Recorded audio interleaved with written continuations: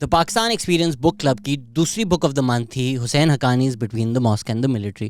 حسین حقانی کا جب بھی نام آتا ہے ہر کسی کا ان کے بارے میں کوئی خیال ہوگا، لیکن شاید کم ہی لوگوں نے ان کی کتابیں پڑھی ہوں گی. اگر آپ ان کی کتابیں پڑھ لیں تو آپ کو سمجھ میں آ جائے گا کہ کیوں اسٹیٹ کی طرف سے ان کو ملائن کیا گیا اور کیوں لوگوں کو روکا گیا ہے ان کی کتابیں پڑھنے سے.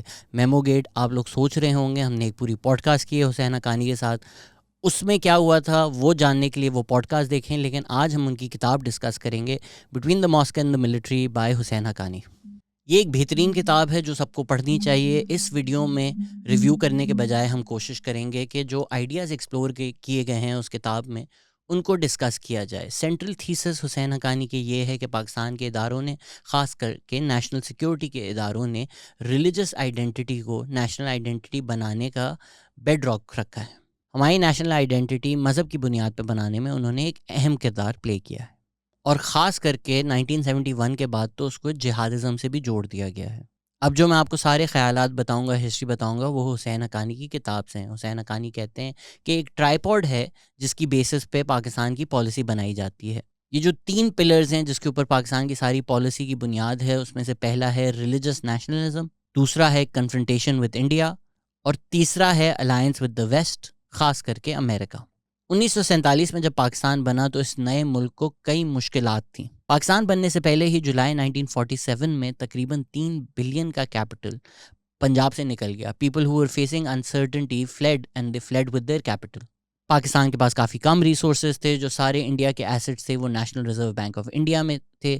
ان سے وہ ایسٹس لینا، اپنا حق لینا بھی کافی مشکل کام تھا. اس میں کریڈٹ جائے گا مہاتما گاندھی کو، جنہوں نے پروٹیسٹ کی اور کہا کہ پاکستان کا جو حق ہے ان کو دیا جائے.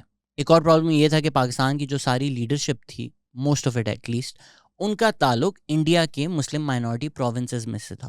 تو وہ جب پاکستان آئے ان کی اس ریجن میں کوئی ایز سچ کانسٹیٹوئنسی نہیں تھی. شاید اسی وجہ سے ہم نے کئی سالوں تک پاکستان میں الیکشنز نہیں دیکھے. مسلم لیگ کے پاس بھی اتنا ایڈمنسٹریٹو ایکسپیرینس نہیں تھا، تو وہ سول سرونٹس پہ ریلائی کرتے تھے. اس لیے شروع سے ہی پولیٹیکل کلاس کا رول کم ہو گیا، اور بیوروکریٹک کلاس اور ملٹری کلاس کی جو پاور ہے وہ انٹرینچ ہو گئی سسٹم میں.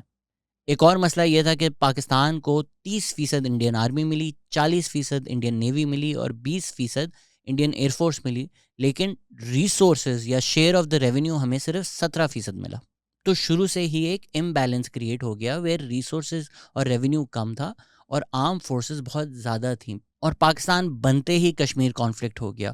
جو پہلا ہی بجٹ آیا پاکستان کا، اس میں ملٹری کو 70% ایلوکیٹڈ تھا.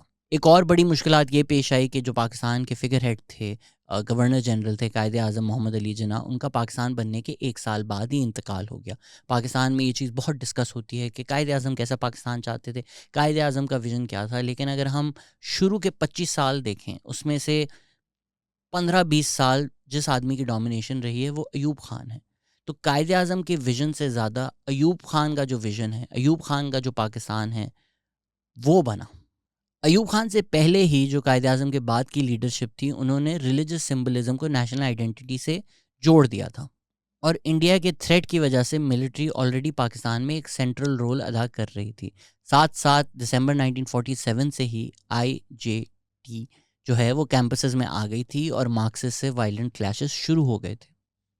پاکستان بننے کے بعد ہی مولانا مودودی نے جو آپ کی اسٹیبلشمنٹ ہے اس سے رابطے شروع کر دیے تھے. اس میں شروع میں جو office secretary of the all India Muslim league ہیں مولانا ظفر احمد انصاری، وہ ان سے پہلے رابطہ کیا.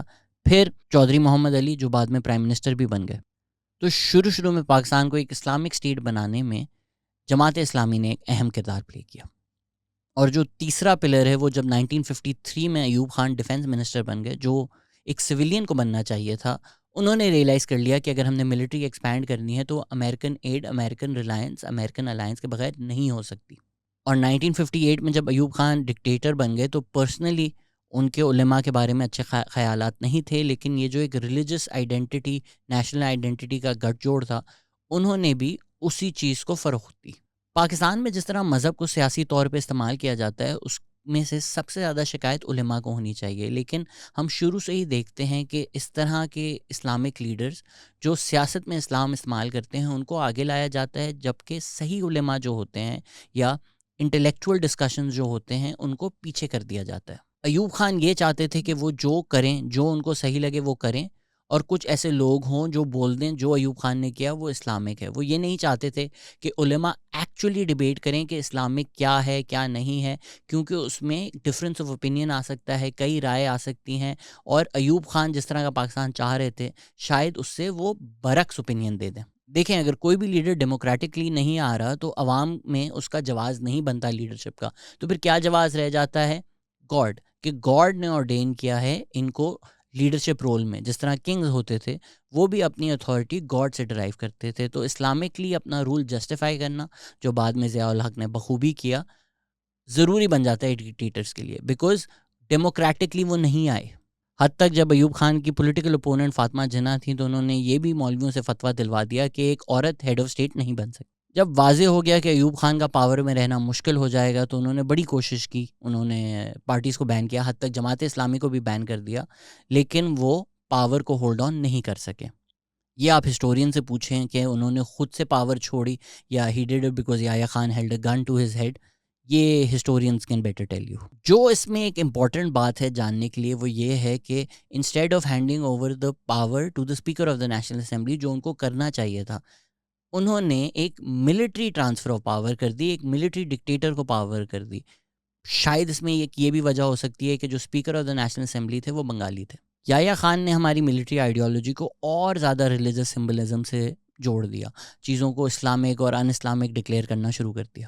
اس کی وجہ سے سینسرشپ بھی بڑھی، کیونکہ جو چیز کرٹیکل تھی اس کو بڑے آسانی سے آپ ان اسلامک ڈکلیئر کر کے بین کروا سکتے تھے. اسلامک پارٹیز کو اتنا زیادہ فنڈ اور اتنا زیادہ پروموٹ کرنے کے باوجود 1971 میں جب الیکشنز ہوئے تو انکم ری ڈسٹریبیوشن کے نعرے پہ پی پی نے ویسٹ پاکستان کو سویپ کیا اور عوامی لیگ نے ایسٹ پاکستان کو سویپ کیا. ایسٹ پاکستان ویسٹ پاکستان کو ملا بھی دیں تو شاید جماعت اسلامی کی 10 سیٹیں بھی نہیں تھیں. Yahya Khan was under the impression کہ الیکشنز کے بعد بھی ملٹری لیڈرشپ ہے وہ وہیں رہے گی. جس سوچ کی میں نشاندہی کر رہا تھا ایوب خان کے ٹرانسفر آف پاور میں، وہ ہمیں یہاں بھی نظر آتی ہے. صدیق سالک جنہوں نے کتاب لکھی ہے وٹنس ٹو سرنڈر، اس میں وہ لکھتے ہیں کہ یحییٰ خان کے ایک جنرل نے ڈھاکہ میں جا کر بولا تھا، یہ ان کا کوٹ ہے، کہ we will not let these black bastards rule over us. اکثر ہمیں یہ بتایا جاتا ہے کہ 1971 میں وار ہوئی اور ایسٹ پاکستان الگ ہو گیا. ہمیں یہ نہیں بتایا جاتا کہ 1947 سے 1971 تک کیا کیا ہوا جس کی وجہ سے یہ سب ہوا ہے. ایوب خان کے دور سے ہی ویسٹ پاکستان لیڈرشپ میں ایک سوچ آ گئی تھی کہ بنگالی انفیریئر ہیں. اس میں اگر ہم آرمی کو بھی دیکھیں، 1947 میں بنگالیوں کی ریپرزنٹیشن آرمی میں 1% تھی، وہ اتنے سالوں بعد بھی بڑھ کر صرف 7% ہو گئی. اگر ہم بیوروکریسی دیکھیں تو اس میں بھی ہمیں یہ ڈسپیرٹی نظر آتی ہے. اور even though East Pakistan major foreign exchange earner تھا، ویسٹ پاکستان کی per capita income East Pakistan سے 61% ہائر تھی. شاید یہاں یہ کہنا صحیح ہوگا کہ ایسٹ پاکستان ویسٹ پاکستان کو پال رہا تھا. اس کے باوجود ہمیں ایک ڈسکرمنیشن نظر آئی، ایک ایسی پالیسیز نظر آئیں جس میں بنگلہ دیش کو ان کا رائٹ فل شیئر نہیں مل رہا تھا، نہ ریونیو میں نہ لیڈرشپ میں. اور پھر 1971 میں جو ہوا اس کی تو پوری رسپانسبلٹی ملٹری لیڈرشپ پہ آتی ہے. 1971 کے بعد بڑا کنوینئنٹ ہو گیا تھا کہ سارا ملبہ آپ ذوالفقار علی بھٹو پہ ڈال دیں، لیکن اگر ہم تاریخ دیکھیں تو یحییٰ خان کے ساتھی جنرل ذوالفقار علی بھٹو کو 1971 کے بعد اریسٹ بھی کرنا چاہتے تھے، وہ تو ان کے جونیئر آفیسرز نے منع کر دیا. تو یہ جو ایک آئیڈیا ہے کہ ذوالفقار علی بھٹو نے پورا 1971 کا آپریشن کرایا، this just doesn't hold up to history. اور پھر جب ذوالفقار علی بھٹو پاور میں آئے بھی تو ان کو ڈے ون سے جماعت اسلامی سے ایک ریزسٹنس پیش آئی. انہوں نے حد تک یہ بھی کہا کہ مارشل لاء لگا دیا جائے. پاور میں آ کے ذوالفقار علی بھٹو نے کوشش کی کہ ایک آئیڈیولوجیکل شفٹ ہو، تھوڑی انکم ڈسٹریبیوشن ہو، تھوڑے ریفارمز ہوں. جو ان کی فیلنگز تھیں وہ یہ تھیں کہ وہ خود ایک اتھارٹیرین تھے، تو انہوں نے پارلیمنٹری ڈیموکریسی اسٹرینتھن کرنے کی جگہ اپنی پاور اسٹرینتھن کرنے کی کوشش کی. ایک اور ان کی غلطی یہ ہے کہ پی کے جو لیفٹ ونگ تھنکرز تھے، سوشلسٹ تھے، ان کی جگہ وہ لینڈ اونرز اور لینڈڈ ایلیٹ کو پارٹی میں لے آئے. لیکن ان سب چیزوں کے باوجود ایک مارشل لاء لگانے کا یا ملٹری ڈکٹیٹرشپ لانے کا کوئی جواز نہیں بنتا تھا. آئی ایس آئی نے خود، اور یہ ذوالفقار علی بھٹو بولتے ہیں کہ شاید ان کے ٹریپ میں آ گئے. آئی ایس آئی نے ان کو بولا کہ آپ بہت پاپولر ہیں، آپ ابھی الیکشنز کروا دیں تو آپ سویپ کر جائیں گے. تو انہوں نے الیکشنز کروائے اور کہا جاتا ہے کہ جی وائڈ اسپریڈ ریگنگ تھی. وائڈ اسپریڈ ریگنگ نہیں تھی، کچھ سیٹس پہ ریگنگ تھی. وہ پاکستان کے ہر الیکشنز میں ہوتی ہے. انفیکٹ کئی شواہد اس چیز کے بھی ہیں کہ جو پی N a movement Zulfiqar Ali Bhutto کے اگینسٹ چل رہی تھی وہ بھی ضیاء الحق کنٹرول کر رہے تھے.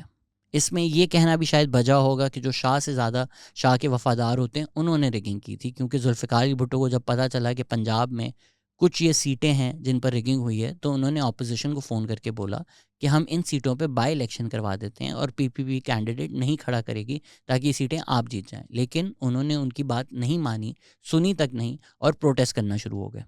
جس طرح ہمیں بتایا جاتا ہے کہ national law and order situation تھی، ایسا کچھ بھی نہیں تھا. انفیکٹ پروفیسر غفور احمد خود لکھتے ہیں کہ جب مارشل لا لگایا گیا، negotiations were close to a settlement. اور پی این اے کے جو لیڈرز تھے، جو یہ ریزسٹنس موومنٹ چلا رہے تھے سویلین گورنمنٹ کے خلاف، جب ضیاء الحق کی گورنمنٹ آئی تو انہوں نے کیبنٹ میں پوزیشنز لے لیں. پھر تو یہ ساری تین چیزیں، ملٹری، ریلیجوسٹی، ریلائنس اور امریکہ، مل گئیں ایک آدمی میں جن کا نام تھا جنرل ضیاء الحق. ضیاء الحق نے اسلامائزیشن کے نام پر ایک ڈیکیڈ پاکستان کے اوپر رول کیا اور امریکہ کی جنگ بھی لڑی، ڈالرز بھی لیے. چیپٹر 4 میں سارا یہ ڈسکس ہوتا ہے کہ کس طرح ایک اسلامک ریپبلک ایک اسلامک اسٹیٹ بن گئی. اگر آپ چاہتے ہیں کہ ہم اس ویڈیو کا پارٹ 2 بنائیں جس میں وہ ڈسکس کریں، یا آپ چاہتے ہیں کہ ہم ایک بک کلب میٹنگ کریں جس میں آپ لوگ سب بھی آ سکیں زوم پر یا ان پرسن کراچی میں، وہاں پہ یہ ڈسکس ہو، پلیز ہمیں بتائیں. Let us know what you thought of this format, جس میں ہم بکس ڈسکس کرتے ہیں، بکس کے آئیڈیاز بتاتے ہیں. And keep watching. Thank you.